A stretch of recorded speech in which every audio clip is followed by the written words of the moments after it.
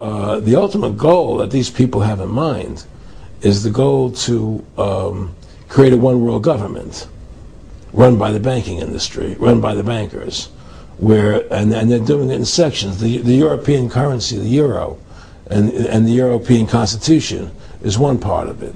Now they're trying to do it in America with the North American Union, right? And they want to create a new currency called the Amero, right? And the whole agenda is to create a one world government where everybody has an RFID chip implanted in them. All money is to be in those chips, right? There'll be no more cash. And this is given me straight from Rockefeller himself. This is what they want to accomplish. And all money will be in your chips. And so instead of having cash, anytime you have money in your chip, they can take out whatever they want to take out whenever they want to. If they say you owe us this much money in taxes, they just deduct it out of your chip digitally. Total control. Total control. And if you're like me or you, and you're protesting what they're doing, they can just turn off your chip. And you have nothing. You can't buy food. You can't do anything. It's total control of the people. And that chip's connected to a database that has your purchasing records, what you do, what everything. You sell. Everything is in there, you know? And so they want a one world government controlled by them, everybody being chipped, all your money in those chips, and they control the chips, and they control people. And you become a slave. You become a serf to these people. That's their goal. That's their intentions. Eric, can you be specific about when you met Rockefeller, how it happened in these discussions?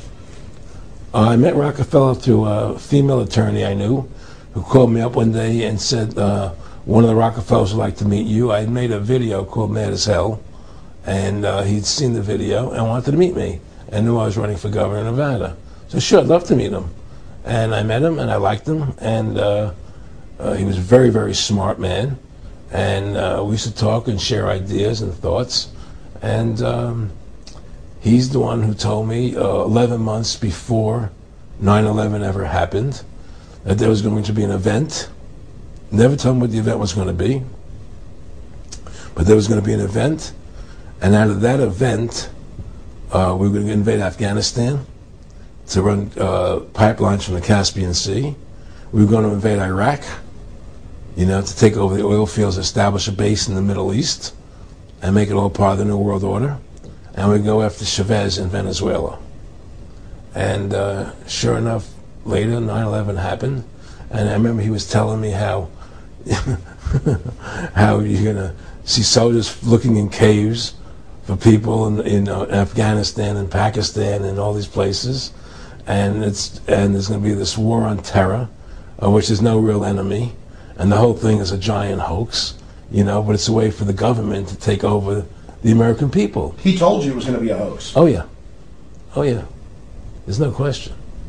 He says, there's going to be war on terror. And he's just laughing. There's no... Who are we fighting? I mean, why do you think 9/11 happened and then nothing's happened since then? Do you think that our security is so great here that these people who pulled off 9/11, who were able to, can't knock down another plane? Come on, it's ridiculous. 9/11 was done by people in our own government and our own banking system to perpetuate the fear of the American people into subordinating themselves to anything the government wants them to do. That's what it's about, and to create this war, this endless war on terror. And that's why and that was the first lie. And the next lie was going into Iraq, you know, to get Saddam Hussein out with his weapons of mass destruction. That was the next lie.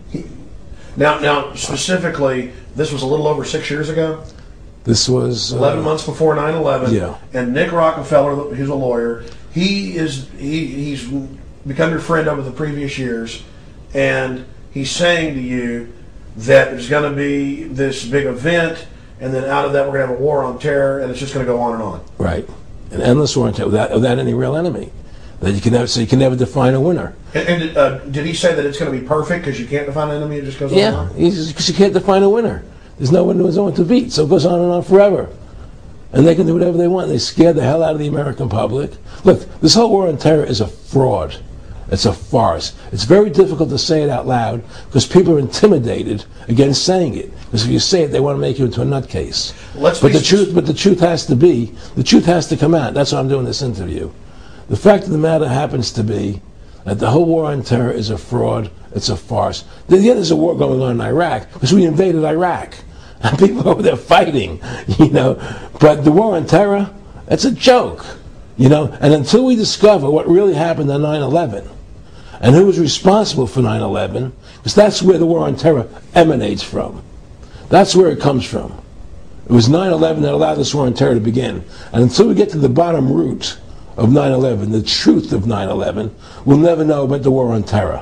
Aaron, you said that he was, and I think it's important, and I know this about the Rockefellers from Dr. Dennis Cuddy and many others who literally, you'll be 20 years old in a lunch line at college, and no, there's David Rockefeller. And they're experts at recruiting and getting what they call players, and that clearly he was, I want to make it specific and just get you to reiterate what you said last night about you got 30% of the vote, you were having an effect, you made mad as hell, they knew that you'd started the Constitution Party, they knew that you were somebody who was taking action and getting things done, you'd already made some big films, had a lot of other successes, right. So they were trying to recruit you, and didn't it come down to the point of, hey, we are here to recruit you, and don't worry, your chip's going to say, don't mess with us, this guy's don't touch. Yes, that did happen. I was definitely being recruited.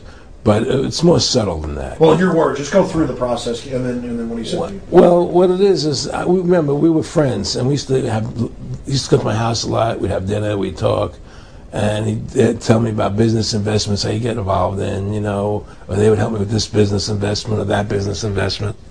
And was I interested in joining the Council on Foreign Relations? I would have to get a letter to join them, but was I interested in that? And just stuff, leading you on.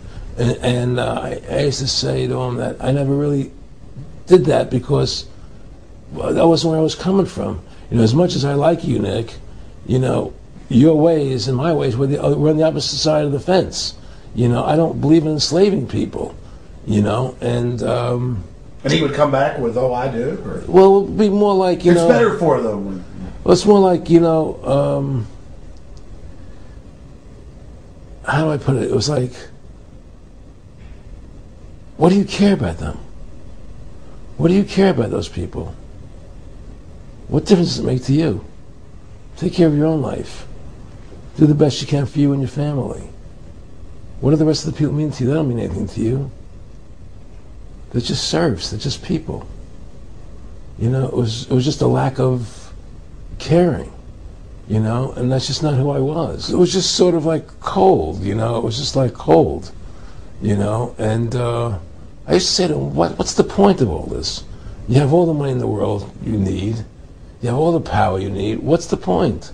What's the end goal? And he said the end goal is to get everybody chipped, to control the whole society, to have the bankers, the elite people, the bankers and some governor controlling the world. And I said, all the people in the Council on Foreign Relations believe this way you do? He said, no. Most of them believe they're doing the right thing. A lot of them believe it's better off being socialistic. We have to convince people that socialism is really capitalism. Because America's becoming a socialist country. It's a communist country today. Well, one of the things they told me was that he was at the house one night, and he would talk, and he started laughing. He said, "Aaron, what do you think women's liberation was about?" And I said, I had pretty conventional thinking about it at that point. I said, I think it's about women having the right to work, getting equal pay with men, just like they won the right to vote, And he started to laugh. He said, "You're an idiot." And I said, "Why am I an idiot?" He said, let me tell you what that was about. We, the Rockefellers, funded that.